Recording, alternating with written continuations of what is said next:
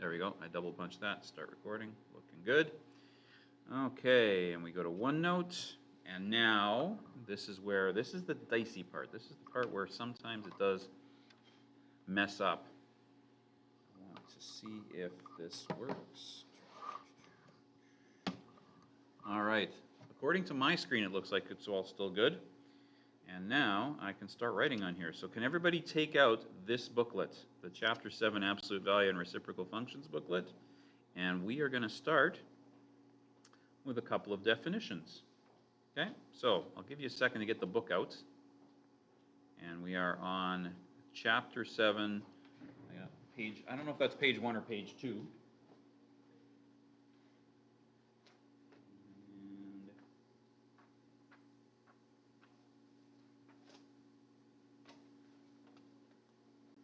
Go.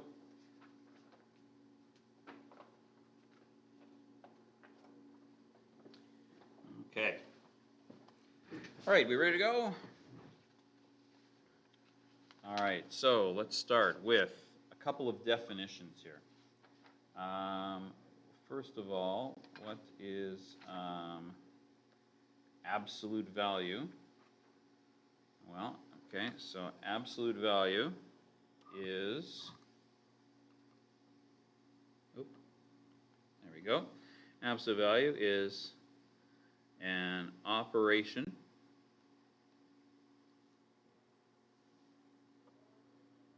used to isolate the magnitude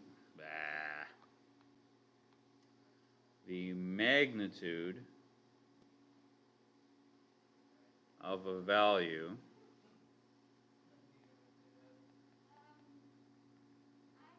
it ignores the sign, positive or negative, of the original value. Absolute value is a little like turning back the clock. Do you remember, can you remember back to when you didn't know that negative numbers existed?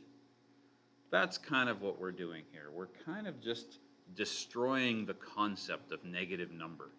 So that's what we're doing. So that's absolute value. Now I've actually used a word that we're going to have to define here. Magnitude, of course, means, this is a very simple definition, it's the distance a number's value is from 0. Notice I'm not saying magnitude is the positive part of the number. Some of you who might be in physics have probably said, oh, I remember magnitude. They'll say that speed is magnitude and velocity is a vector, which means it has a direction. And you'll say that the magnitude then is always positive. You know, that's kind of not true. The magnitude isn't positive or negative, it's just how far you are from 0. It is, maybe to put it a little differently, it's just how large a value is. That's it. That's what we mean by magnitude.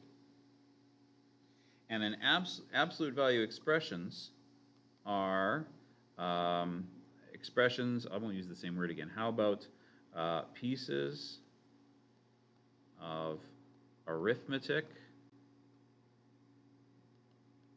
or algebra that use absolute value or absolute values in their calculations. So there you go. So that's what we're going to start with today. Okay? So there's my start. And let's now jump to the first page here. We can ignore the preamble a little bit. And as you can see, the absolute value of 5 is 5, right? So that means that on a number line, the absolute value of 5 means that you have the distance from here to there. That's the absolute value of 5. it is also the same place as the absolute value of negative 5. Right? The absolute value of negative 5 is just 5, and of course the absolute value of 0 is 0. And then we want to show this one. Here, I'll use a different color for this one. Show that negative 7 as an absolute value is just 7. So again, it's like, here's what it's like. I don't know if I can do this. I'm going to try. It's like I take this distance here from 0 to negative 7, and I move it to here, and I make it 0 to positive 7. So this is negative 7, and over here is the absolute value of negative 7. And we can kind of think of this as a rule.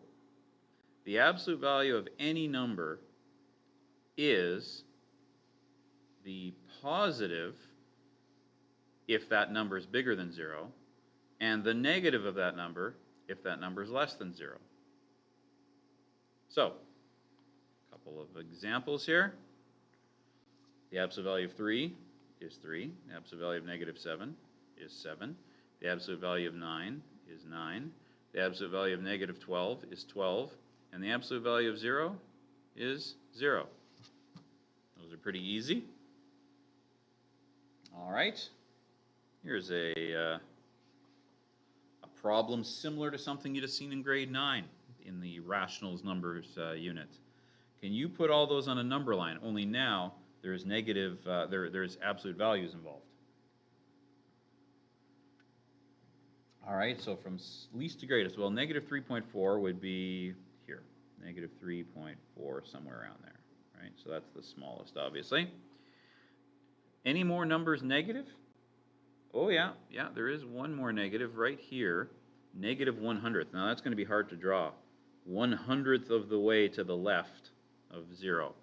So that's negative 1/100th. All right, so I've taken care of that one and that one. What's the next one as I'm going from left to right? Can you think about that for a second? I'll give you a second to think about that.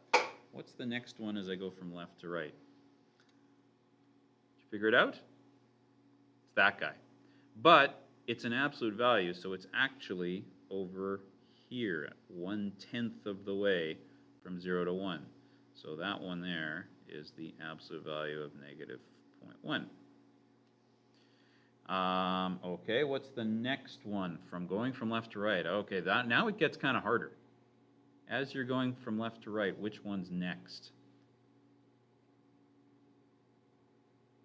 Anybody get that it's this one? So 12/5 is 2.4.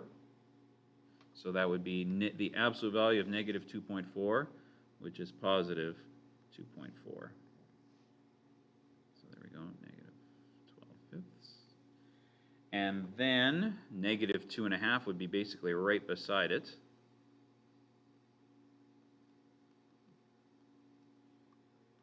And then, let's see, then 4.75 would be, say, about there. So I've taken care of that one. And then, of course, 5. And then the absolute value of negative 5.5. There we go. From left to right, that's my answers. So we might give you a question like that to deal with. But more important than being able to figure out what's bigger and what's smaller is, can you calculate with them? Can you actually do algebra and arithmetic with absolute values in it? So we're going to start by just doing a couple of simple ones. I like the way they say this in the notes. Recall that an expression is a mathematical statement or a math sentence, and visually there is no equal sign, right? It's just an expression, it's not an equation. Absolute value symbols should be treated in the same manner as brackets. Whatever is inside them has to be calculated first. And here's the other thing. When you see something like this over here, that means, of course, multiply, right? Because 3 and then a bracket means 3 times what's in the bracket. So, evaluate the following. I would evaluate it this way. The absolute value of 4 is still 4. The absolute value of negative 6 is 6. So the answer to this is negative 2. Now, as easy as that might have seemed, there's going to be some people who mess this up. There's going to be people who go, oh, this is an absolute value question, so that means that there can't be a negative in the answer. Not quite. What it means, just make this a little bigger. There we go. What it means is that there can't be a negative answer that comes out of here or out of here. The absolute value symbols themselves have absolutely no effect on this subtract sign. Okay, so make sure that makes sense to you. That's about the only way that people goof this up. Oh, other than maybe they'll make the occasional minor arithmetic error. Okay, so this is 5 minus 3 times 5, because remember the absolute value of negative 5 is 5. So this is 5 minus 15, which is negative 10. Okay? Do you guys want me to give you a minute and you can try these guys yourself? All right, I'll give you like 3 minutes. See if you can do those 4, because they get a little tougher and a little more complicated. Well, E is actually kind of easy. But C and F actually throw in some higher levels of bed maps here. So I'll give you a couple minutes to give it a try. I'll give you 2 minutes. 2 minutes should be plenty.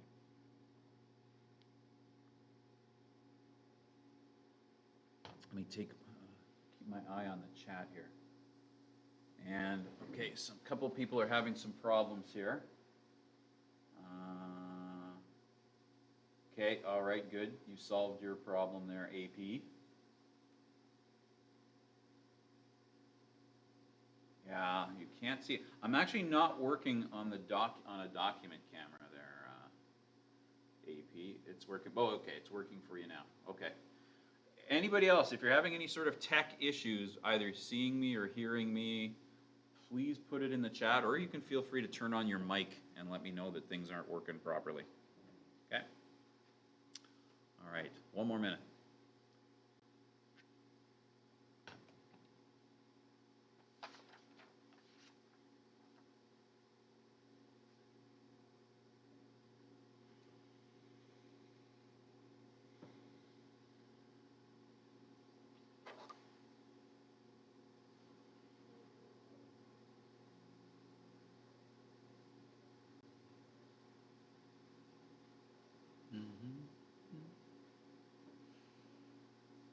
So can you guys still see me? Like right now, all I can see is my workspace, my note page.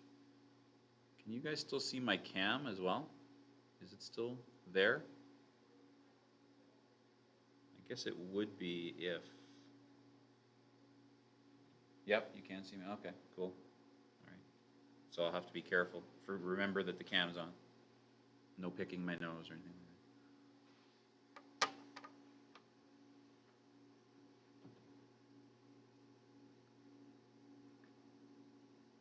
All right, ready to try this?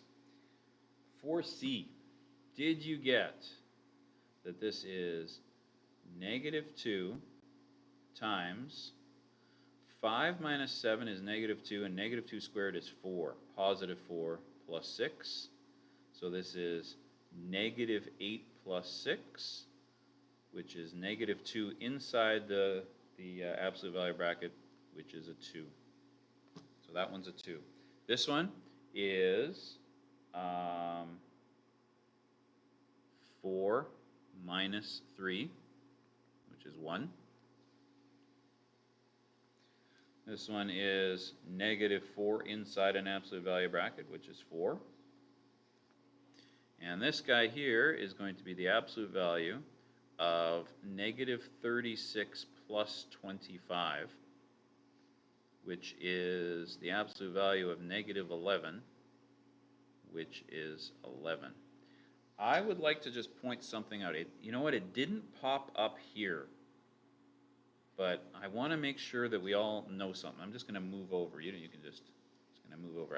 This is what I love about OneNote. I have like an infinite sheet of paper I can move in any direction I want. Let's make sure we all remember something, right? Those two numbers aren't the same number. Are we good with that? Does that make sense to you? This is the negative of 2 times 2. This is -2 times -2. This is an easy thing to confuse, right? So this number is definitely negative, and this number is definitely positive. And now, think about it this way. If I say to you, I have negative x squared, and then I have, say, and x is negative 2.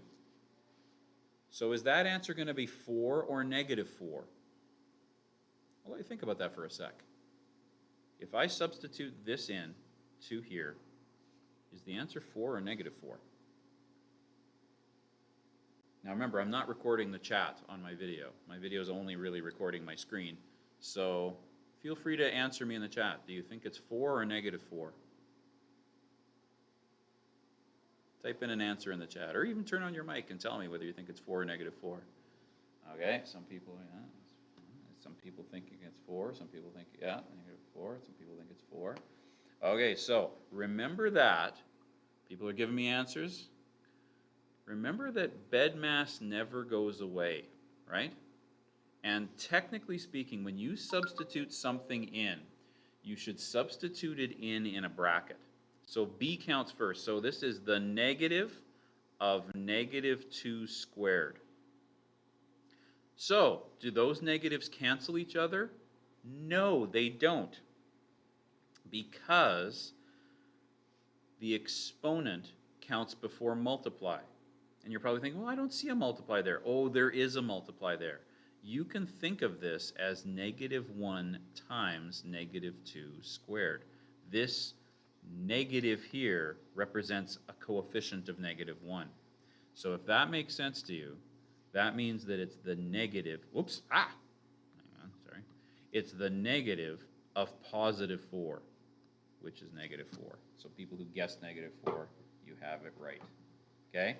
So that is tricky. And now, suppose we put, an absolute value involved. So here's kind of where I was going with this.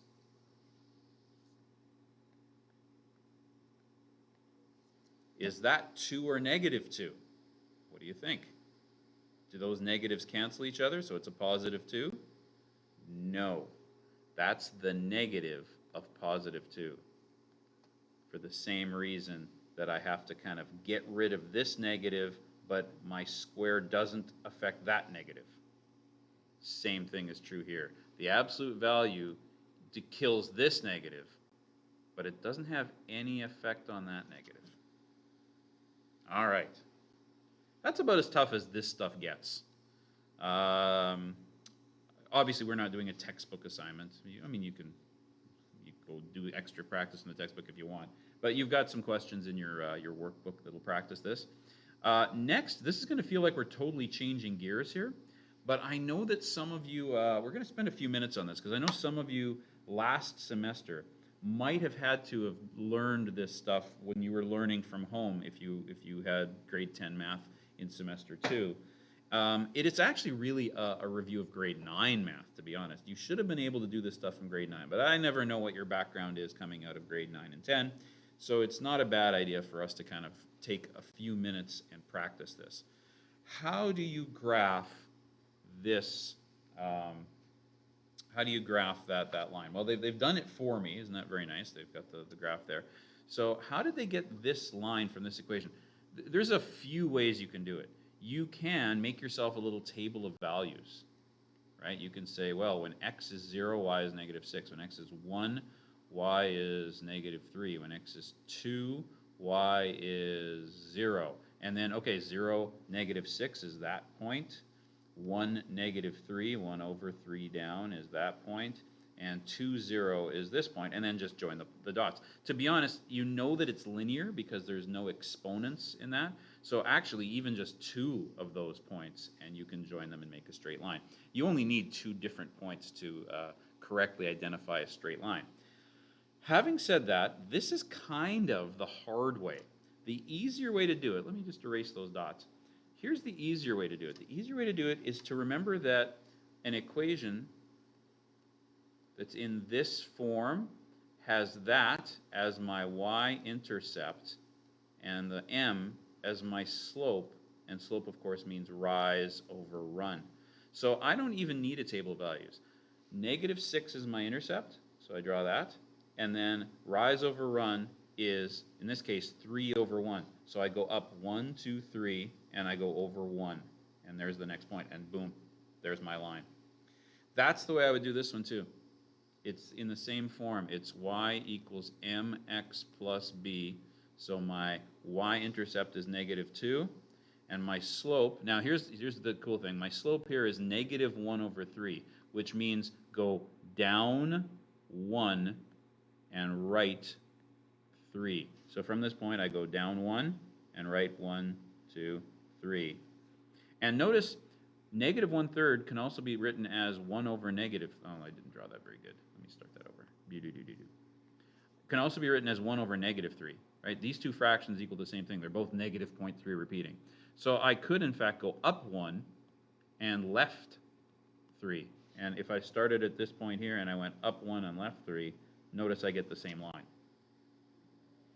I only ever make a table of values when it isn't in this form. And I think we have one like that coming up here, don't we? Let's see.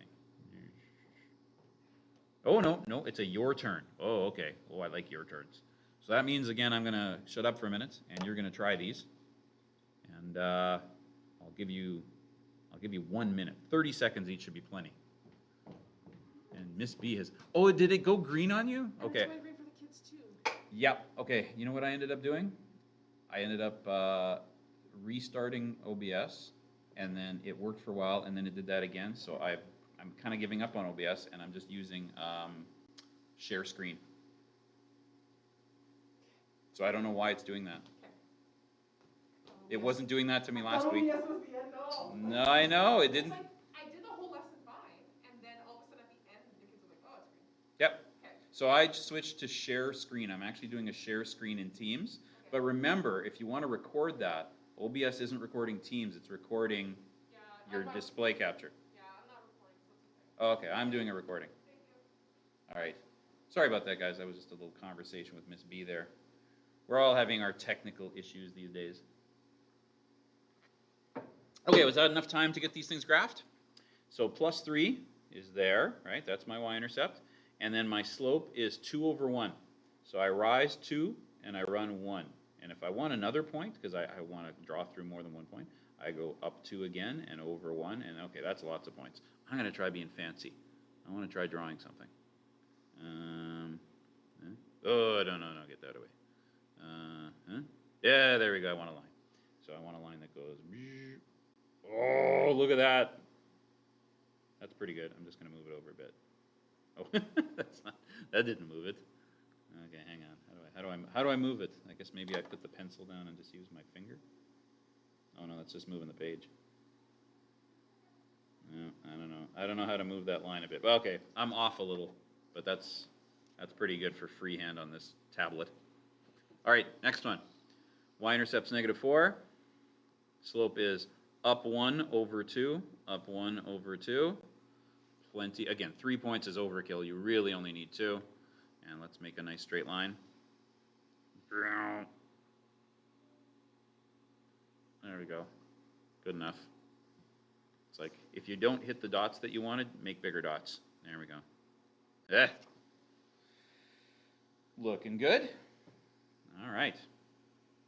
So, that's my quick refresher on linear graphing. All right. Let's keep going here. What does y equals x look like? Well, that's an easy one. That's a straight line that goes through 0, 0, 1, 1, 2, 2, 3, 3. So let me get a line for that. And please notice these lines do have to go through. Oh, that one's no good. I'm going to undo that one. Let's try that again. Oh, oops, okay. I'll just freehand that one. These lines do have to go through 0, 0, or do have to have arrows on each side. Okay? You're actually wrong. We're supposed to take off half a mark when we mark. If you draw me something linear that doesn't have a restriction on it and you don't put arrows on the ends. All right, and this one, -3x minus 5. Well, again, -5. And then, okay, think about -3 as -3 over +1. So I go down 3 and over 1. And if I want, now I'm kind of out of room, so why don't I think up 3, left 1. 2, 3, left 1. There we go. And round. I know that's supposed to be a straight line. Close enough. You can use a ruler. Big dot. There we go. Ah, who remembers what those look like? This is easy to mix up. Is a y equals without an x a vertical line or a horizontal line? And then is an x without a y, the other one, which one's which? So let's think about that for a sec. I know that it's oh, whoops. It's actually kind of counterintuitive. People go, oh, y. The y-axis is the one that goes up and down. So this will be the line that goes up and down at 6. No, it won't. That's wrong. Think about it this way. If I were to go back to table of values, y is always 6. X doesn't matter. X could be 0. It could be 1. It could be 2. It could be pi. It could be a billion. It wouldn't matter. X has no effect on y because there's no x in this equation. So what do all these points look like? Well, there's 0, 6. There's 1, 6. There's 2, 6. I think you get the idea. It's a horizontal line. And negative 7, 10, 9, 8, 7 is this horizontal line. Ta-da! And of course, if y lines are horizontal, x lines have to be vertical. So x is 2. Oh, let's use my fancy. I keep forgetting about my line drawer here. Line. So at 2. Oh, that's no good. Undo that. Oh, and then it didn't work. It turns it off if you touch the screen again when you're after you erase it. There we go. I can't get this to work the way I want it to. All right, I give up on you, line drawer. I'm just going to freehand it. There we go. There's x is 2, and x is negative 4. Wow. And again, pretend. Make a thicker line. There we go. Okay. Any questions on grade 9 review? I'm kind of keeping my eye on the chat here to see if anybody pops up with a question. All right. Now, stuff we did this year. Graphing parabolas. Some of you retested this on the options test. Where does this graph come from? Okay, again, do you want to make a table of values for this? I wouldn't bother. I know that negative 9 is my y-intercept, and I know, you know what, I guess I kind of am doing a table of values, but I'm just doing it really quickly in my head. I know that when this coefficient here is a 1, then when you move 1 to the right, you also move 1 up. And if you move 2 to the right, you move 4 up. And if you move 3 to the right, you move 9 up. Why do I know these things? Because that's what squareds do to the input numbers. It squares them. So 1 over 1 up is right there. 2 over 1, 2, 3, 4 up is here. And actually, 3 points is all you need to graph a parabola. Right? If you put 3 points on a grid, there's only one possible parabola that can go through exactly those 3 points. But I usually make a few more points than that. I'll do the symmetry thing and do the ones on the other side. And sometimes I'll even go, oh, if it's easy to calculate the x-intercepts, I can do that. Because, you know, this one's very easy. If y is 0, then x squared minus 9 means 9 equals x squared, which means x is equal to plus or minus 3. And there they are, plus and minus 3. Okay, so that's how I would do that. Is that a message for me on chat? No, it is not. Okay, this guy. Now this one, I don't know anything here. I don't, I know that my x-intercept is 6, so I guess I could have put that there. But that's about all I would know. Oh, well, wait a minute. I could, again, find the x-intercepts. I could factor out a negative, and then divide both sides by my negative, and then factor that to x plus 3, x minus 2, which means x is negative 3, and x is positive 2. And there they are, negative 3, positive 2. But you know what you really want to have to graph a parabola is you, of course, want the vertex. And remember, you have two tools in your toolbox that will solve for the vertex. You know that the x-coordinate of the vertex is minus b over 2a, and then you can get that number and plug it back in. Or you can complete the square. And completing the square on this one's fairly easy. Let me just give myself a little more room. Y is equal to the negative of x squared plus x plus 6. And then I ask myself, I say self, what completes the square? What's half, what is half of this b value squared? Well, half of 1 is a half, and a half squared is a quarter. And then I just added negative a quarter to my graph, so I'll add positive a quarter to balance that. And my vertex happens at, my vertex happens at 1/4, my vertex happens at negative a quarter, 6 1/4, and that's where this point right here is. Now, of course, I'm sort of estimating that because, you know, I'm on a grid where I don't really have quarter marks, but you get the idea. Let me know if I'm going a little too fast. Okay, so let me slow down a bit, and of course, here, tell you what, I'll leave that up if there's people copying it. Those of you who are all done copying it, guess what the next part is? It's the you tries. So I'll give you a couple minutes and see if we remember how to graph parabolas. People who had to study this stuff again because they did it for their option retest, you've got a bit of an advantage. For everybody else, you haven't thought about this stuff in over a month, so good luck to you. See if you can do these 4, ooh, look at them. 1, 2, 3, 4, 6 graphs. All right, so 6 graphs. Let's say they take you, a couple of them might take longer than 30 seconds. Let's give you a full minute per graph, okay? We'll give you 6 minutes. Okay, so now that is going to be real boring for the people who are watching this as a video. So I'm going to actually pause the video and give you 6 minutes to work. Okay, so there we go, we're back. And hopefully those of you who are watching this as a video, take a second to pause the video and try these yourself. And here we go, y equals x squared. We go through 0, 0, 1, 1, 2, 4. And those points are symmetrical and make a nice parabolic. I guess I know it goes through 9 as well. There we go, nice parabolic curve. 1, 2, 3 there. Not too pointy, not too flat. There we go. Graph y equals negative x squared plus 4. Okay, let's think about what that's going to do. It's going to have a y-intercept of 4. But what does this negative do to it? It actually turns it upside down. So it's going to have x-intercepts of 2 and negative 2 and be an upside down parabola. And again, it's going to go through that and that. And that's good enough. That's enough. Oops. Oh, that's a terrible line. Let's try that again.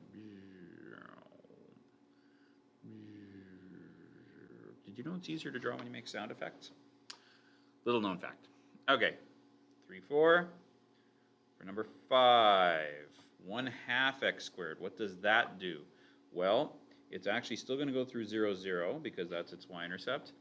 But the 1/2 means that instead of going over 1 and up 1, it goes over 1 and up 1/2. Instead of going over 2 and up 4, it goes over 2 and up half of 4, which is 2. It goes over 3, and instead of going up to 9, it goes up half of 9, which is 4. And okay, I just totally missed that point. Let's try that again. That point was, again, over 2 and up 2 instead of 4, and then over 3, and instead of going up 9, you only go up 4 1/2. There we go. It's going to be a wider parabola. So that point mirrors, this point mirrors, this point mirrors, something like that. And this guy here, this is the one where I have to do a little bit of work. Okay, it has a y-intercept of negative 2. I said it has, what happened to my pen? Oh, hang on.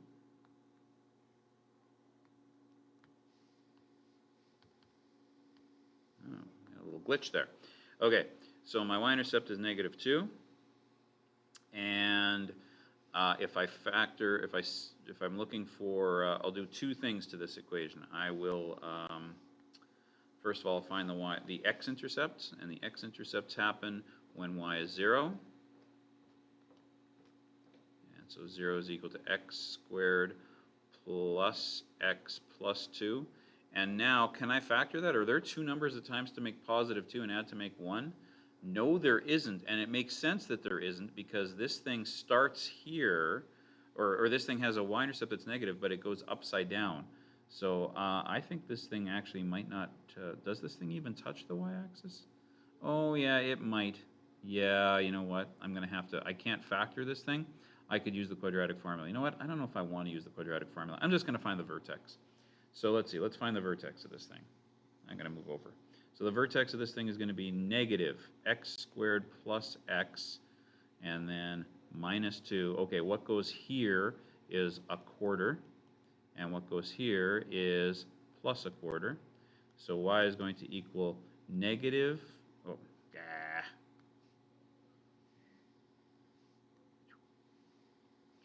negative x plus 1/2 all squared minus 1 3/4. So that's my vertex at -1/2, -1 3/4. So that's what I'm going to put. I'm going to put -1/2 and -1 3/4, which is, oh, that's pretty much right there. Oh no, it's actually even, sorry, it's further down. -1 3/4 is like right there. So that means that there's a point here, and no, I was right in the first place. This does not touch the x-axis. Now, from that point, if you want more points, and I don't know that you need more points, here's again what I know. I know that this is a 1, which means that, again, as I move over 1 unit, I should go down 1 unit, so there should be another point, say, there. And as I move over 2 units, I should go down 1, 2, 3, 4, so there should be a point there, which means by symmetry there'd be 1. Actually, I just kind of messed that up. Let's try that again. So from this spot here, I move over, when I move over 1, 2, I move down 1, 2, 3, 4. That's a better one, that spot there. All right, good enough. I'm going to make my parabola like that. There we go. There. That was a tough one. Okay, next. This one's actually much easier because they gave us the vertex. The vertex is at 3, -4. So 1, 2, 3, -1, 2, 3, 4, right there. There's a 2 here, which tells me that the y values are double what you'd expect in a normal parabola. So instead of moving over 1 and going up 1, I go up 2. Instead of moving over 2 and going up 4, I go up 1, 2, 3, 4, 5, 6, 7, 8. And then I know that this is my axis of symmetry, so there has to be a spot there and a dot here, and that's good enough. You might be going, but don't you want to figure out the x-axis, or whoops, hang on. Drew that really badly. Let's put that point again. There's where that point goes. There's people probably, hey! People probably going, don't you want to know what the x-intercepts really are? I could find them if I wanted to. They're going to be some sort of ungodly decimal. Here, let's show you. They're going to be an oogly decimal, right? Because 0 is equal to 2x minus 3 squared minus 4. I have some people who expand these. I noticed last time we tested this, there was people who looked at this and went, oh, I have to expand it. No, you don't. Just add 4 to both, oops. Add 4 to both sides. Divide both sides by 2. Square root both sides. And then you get x is equal to 3 plus or minus the square root of 2. Now, here's where this wasn't the most useful thing in the world. I know root 2 is approximately equal to 1.4. So that's going to be 3 plus 1.4, which is that spot, and 3 minus 1.4, which is that spot. So there you go. Since you're estimating anyway, it's not a big deal one way or the other. All right, and then this one, I have a vertex of negative 4, 6. So negative 4 and then up 6. And I'm going to have a negative 1/2. And again, what does negative 1/2 mean? It means that from my vertex, if I move 1 to the right, instead of moving 1 up or down, I move half of that. When I move 2 to the right, instead of moving 4, I move 2. When I move 3 to the right, instead of moving 9, I'll move 4.5. So that's 1, 2, 3, 4.5. There. There's one side of my parabola. There's the axis of symmetry. So let's build the other side of my parabola. 2, 1, 2, 1, 2, 3, 1, 2, 3. Good enough. And again, if you really wanted to, you could figure out what these x-intercepts are, but I'm not asking for them this time. Good enough. Okay. That's a quick refresher on graphing straight lines and parabolas. We're going to do one more thing before we kind of call it a day for today's lesson. I'm going to get you to go to your assignment booklet. So can everybody open up their assignment booklets? And I'm going to get you to go to page, I don't even know what page it is. You're going to go to, I think it's number 31. Oh, this is being a bit laggy. There we go.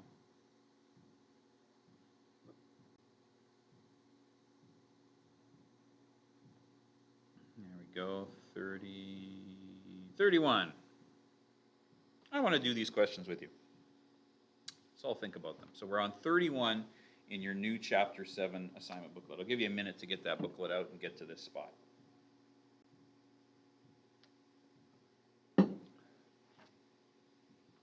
Okay, everybody there? Which of the following are always true or false? And if they're false, find a counterexample. The absolute value of x is always x. Is that true or false? Well, it's true if x is greater than or equal to 0, right? And the counterexample of that is, well, what if x was negative 2 and I put negative 2 inside of the absolute value? I don't get x out. I get the opposite of x. How about this one? Is the absolute value of negative x equal to x always true? Well, it's true if x is less than 0.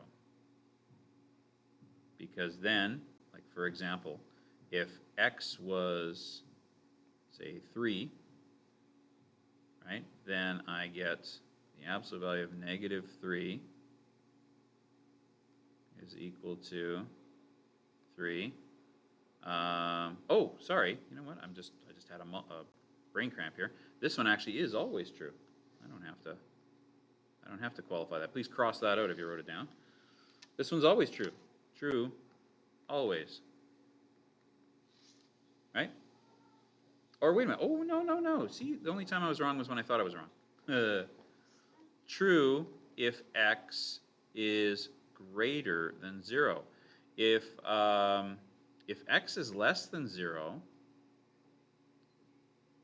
so if, say, I have x is negative 3, and I put a negative 3 in here, what do I get for an answer? I get 3. 3 is not equal to negative 3. So it's actually only true when x is greater than 0. And if you're wondering, how come he didn't put an equal to like he did on the last question? And the reason for that is, well, negative 0 doesn't make much sense, so I didn't bother with it. So state the needed restrictions to make the following statement true. So the absolute value of x is equal to x if x is greater than or equal to 0, and the absolute value of x is equal to negative x if x is less than 0, and again, don't put the negative on it. And the above expressions are examples of writing an absolute value as two different expressions pieced together. That's why we call this sort of thing a piecewise function. So, I wanted to do those questions with you, just because they're kind of strange and abstract. When we start graphing them, you're actually going to see that they're much, much easier. Anyway, that's pretty much all I've got for today's lesson. I'm going to turn off my video now.